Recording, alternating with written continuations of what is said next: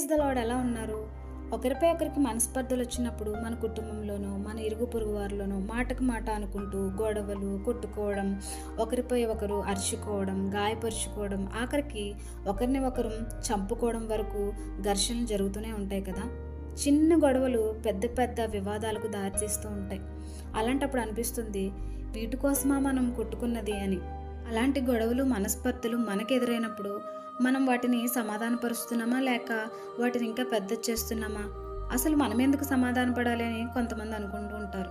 మీకు విషయం చెప్పనా? బిక్రీ కుమారుడైన షేబ రాజుకు వ్యతిరేకంగా తిరుగుతాడు.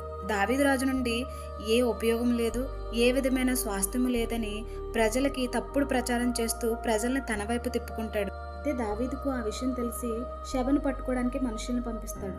యోవాబు, అభిషేక్ షేబను తరమడానికి సాగిపోతుండగా ఆబేలు బేత్మేక ప్రాంతాన్ని ముట్టడిస్తుండగా ఒక యుక్తిగల స్త్రీ, దావీదురాజు యొక్క మనుషులు ఆ యొక్క ప్రాంతాన్ని నాశనం చేయడానికి వచ్చారేమో అనుకొని తనకు ఒక ఆలోచన కలిగి తనని తన యొక్క ప్రాంతాన్ని నాశనం నుండి తప్పించడానికి దావీదుచే పంపబడిన యోవాబును పిలిపించి అసలు సంగతి ఏంటో తెలుసుకొని యోవాబుకు కావలసినటువంటి యొక్క షేబాని అప్పగిస్తానని సమాధానపరిచింది.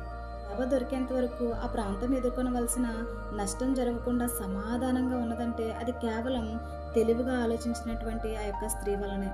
కూడా ఇలాంటి సందర్భాలు ఎదురవుతూ ఉంటాయి.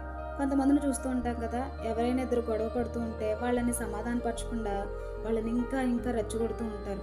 కాబట్టి వారిలా కాక ఈ యుక్తిగల స్త్రీ వలె సమాధానపరిచే వారంగా మనం ఉండడానికి ప్రయత్నిద్దాం. దేవునికి కుమారులుగా కుమార్తెలుగా అనిపించుకోవాలంటే ఎదుటి జరిగే జగడం వలన వివాదం వలన సంభవించే దారుణాలను జరగకుండా తెలివిగా దేవుని సహాయంతో అలాంటి వారిని సమాధానపరచడానికి ప్రయత్నిద్దాం. God bless you.